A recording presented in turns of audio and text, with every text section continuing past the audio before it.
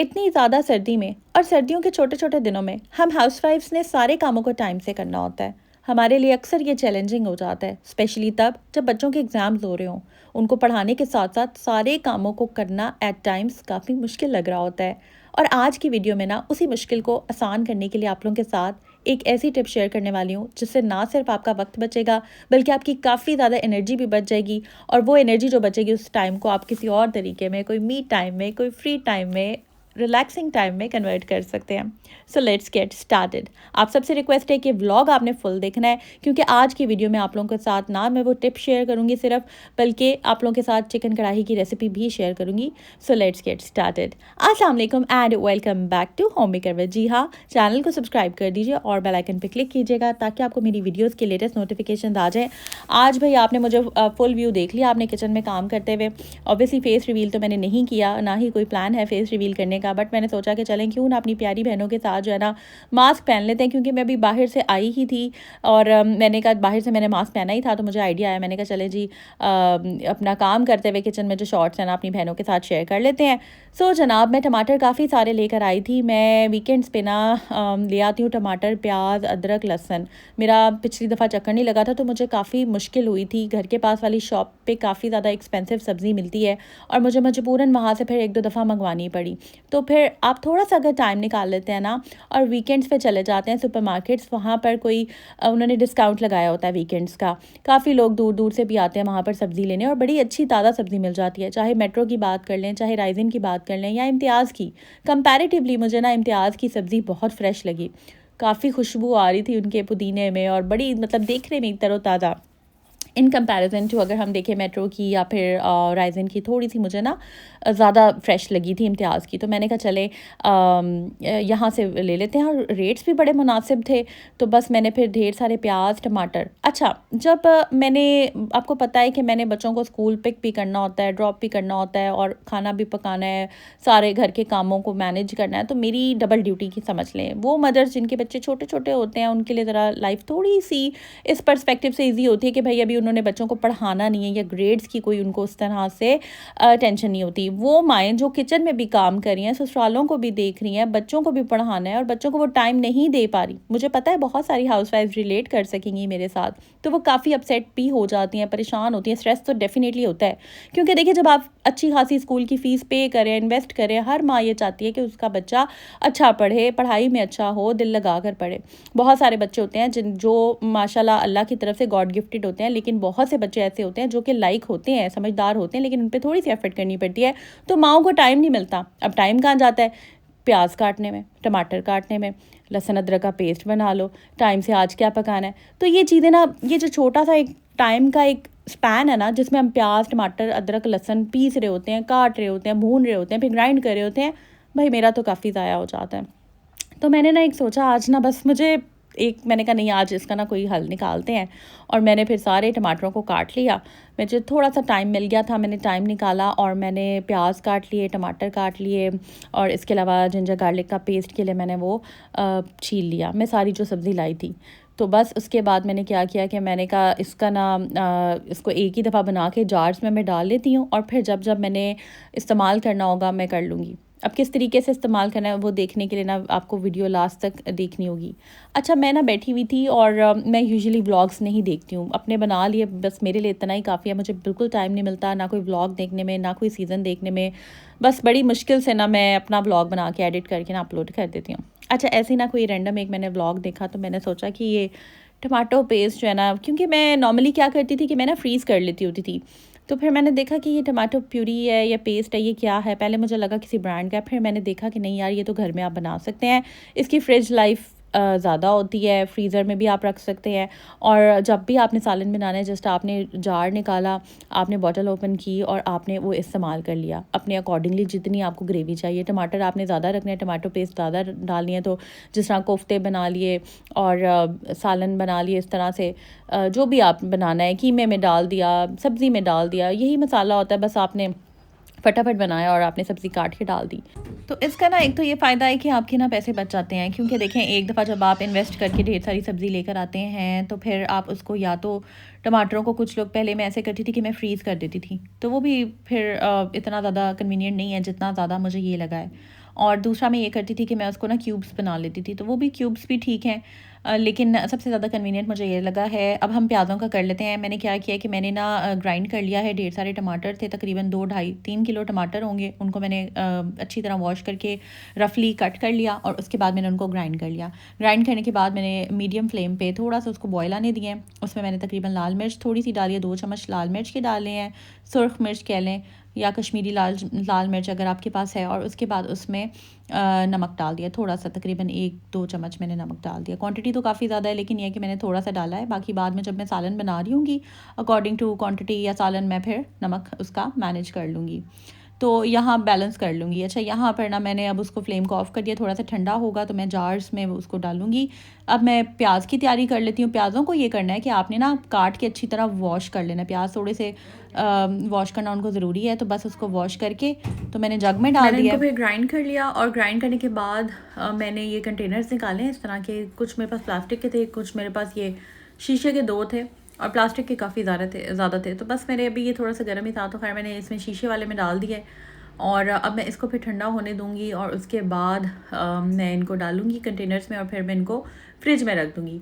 Fridge की जो life है ये तकरीबन 2 महीने तक आराम से गुजर जाते हैं और फ्रीज़र में आप इसको 3 से 4 मंथ्स तक भी स्टोर कर सकते हैं। तो बस ये मैंने अब बना लिया है और अब इंशाल्लाह ताला मज़े की रेसिपीज़ आप लोगों के साथ शेयर करूँगी।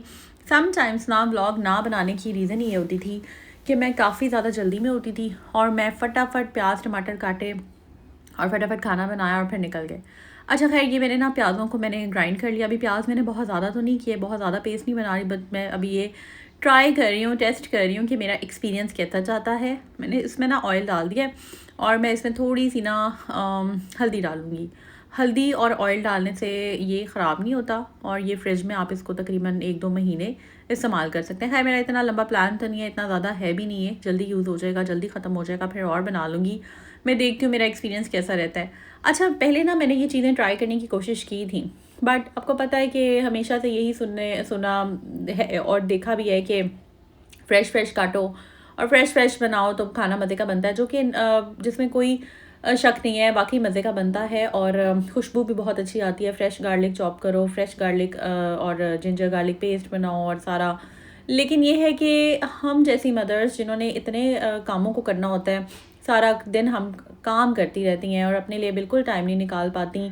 और इवन आजकल तो बिल्कुल भी रेस्ट करने का टाइम नहीं मिल रहा, क्योंकि अब बच्चों को पढ़ाना है, साथ साथ खाने पकाने हैं। अभी खाने से फ्री होते हैं तो उसके बाद डिश वॉशिंग से फ्री होते हैं, उतनी देर में शाम हो जाती है, क्योंकि इतने छोटे दिन हैं। फिर अब बच्चों को भी आपने टाइम से सुलाना होता है ताकि नींद पूरी हो। तो ये सारी चीज़ें जो है ना एक माँ के जहन में चल रही होती हैं और ये रखते हुए उसने सबका मूड भी देखना है कि भाई सब उससे राज़ी रहें, सब उससे खुश रहें, कोई उससे नाराज़ ना हो। तो ये सारी चीज़ें ना किसी टास्क के, हालांकि कोई खुश होता नहीं है, बट हमने अपने कामों को करना है और दुनिया राज़ी होती है तो हो जाए, अदरवाइज़ ये जो है ना सिलसिला तो बस चलता ही रहता है। तो कोशिश करें अपने आप को प्रायोरिटाइज़ करें, अपनी फैमिली को प्रायोरिटाइज़ करें। जो टाइम ज़ाया हो गया, आई नो बहुत सारी हाउसवाइफ्स का, बहुत सारी ख़वातीन का टाइम ज़ाया हो गया होगा उन लोगों को खुश करने में, जो कि कभी खुश नहीं होते और कभी हम सोचते हैं, देखते हैं, तो फिर हमें एहसास होता है कि यार हमने कितना ज़्यादा टाइम जो है ना अपना वेस्ट कर दिया, ज़ाया कर दिया है ऐसे लोगों पर, जो कि हमारा, मैं कहती हूँ कि 2 मिनट भी डिज़र्व नहीं करते थे। उन लोगों पे हमने कितना ज़्यादा टाइम वेस्ट कर दिया। अक्सर कभी रिग्रेट होता है, दुख होता है, ऐसा ख्याल दिल में आता है, लेकिन अब हमने दुखी नहीं होना ना, हमने इस टाइम को वेस्ट नहीं करना। तो हमने क्या करना होता है, उसी वक्त उस ख्याल को झटक देना है और हमने अपनी प्रोडक्टिविटी की तरफ लग जाना है कि यार अब जो वक्त है हम किस तरह अब बेहतर बना सकते हैं, हम अपना आज कैसे बेहतर बना सकते हैं। और यही वादा जो है ना हमने करना है कि हमने 2026 में कोई भी नेगेटिव थाट्स, नेगेटिव चीज़ें जो है ना अपने साथ नहीं लेकर जानी। अच्छा, ये 2 जार्स जो थे ना ये मेरे टमाटो पेस्ट के बन गए थे और 1 जार जो है ये मेरा बन गया है अनियन पेस्ट का। बाकी वो हरी मिर्चें आपको पीछे नज़र आ रही होंगी, वो भी सिंपल है। उनकी जो डंडी है वो तोड़ के मैंने हमेशा से आपको दिखाया भी है काफ़ी सारी वीडियोस में। एक पेपर टॉवल लेना है, बॉक्स लेना है, उसमें डाल के आपने तो डंडी तोड़ के, जब आप डंडियाँ तोड़ देते हैं हरी मिर्चों की, उनकी लाइफ बढ़ जाती है। आप उस तरह से स्टोर करें आराम से, आपका, मेरे तो तकरीबन 20-25 दिन चल जाते हैं। अच्छा, जिंजर गार्लिक पेस्ट में इसी तरह है कि बस आपने ढेर सारे लहसुन काट लिया। अभी मुझे बहुत टाइम नहीं मिला था क्योंकि मेरा जो मेन टारगेट था वो मेरा प्याज और टमाटरों का पेस्ट बनाना था। ये गार्लिक तो कहीं भी बैठ के बंदा छील लेता है और हो जाता है, जितनी मुझे अभी रिक्वायर्ड थी, क्योंकि मुझे अभी इतना ज़्यादा टाइम काफ़ी मेरा कंज्यूम हो गया हुआ था। इसके बाद मैंने जो है कुछ प्रिपरेशन करानी थी, बच्चों को तैयारी करानी थी टेस्ट की, तो बस मैंने टाइम अपना ना, क्योंकि ऐसा नहीं करना कि आपने अगर एक काम शुरू किया तो उसी पे ही आप लगे रहे। हमने डिवीज़न करनी होती है, कामों को डिवाइड करके चलना होता है।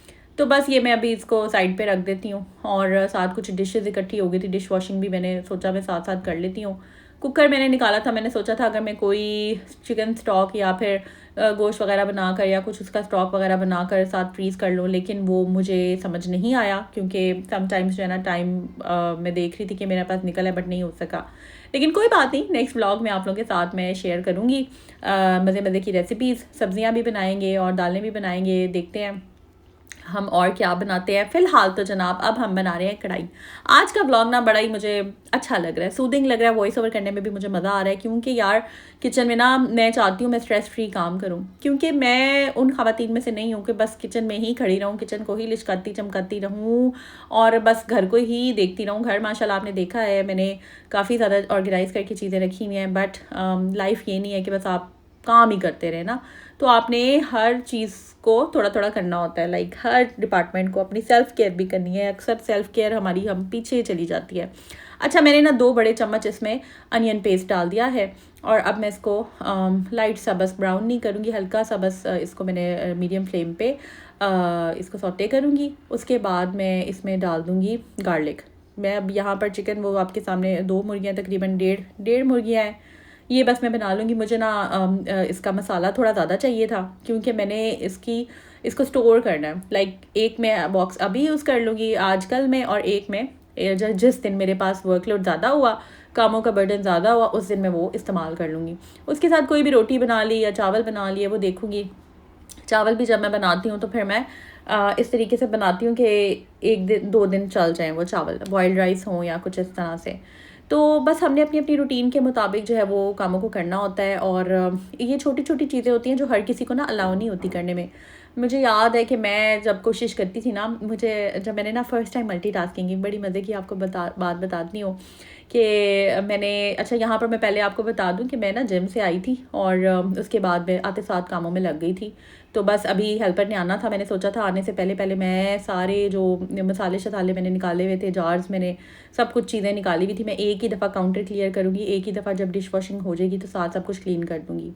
तो बस ये ज़ाहिर है हर चीज़ को प्रायोरिटाइज़ करना होता है हमने, तो बस ऐसा नहीं है कि सिर्फ जो है वो घर के काम या व्लॉग ही हैं, काफ़ी कुछ चीज़ें होती हैं। मैं तो आपको अपनी लाइफ का सिर्फ हमेशा कहती हूँ 2 to 3% है जो शेयर करती हूँ, इससे ज़्यादा अगर मैं कंटेंट बनाने लग गई तो बस फिर मैं कहती हूँ कि कंटेंट बहुत जल्दी जो है ना वो वायरल हो जाएगा। मैं यही रीज़न है कि कभी भी बस मैं कहती हूँ कि वायरल होना इम्पॉर्टेंट नहीं है, पैसा भी इतनी ज़्यादा प्रायोरिटी नहीं है टू सम एक्सटेंट, ठीक है, इतना हो अल्लाह ताला।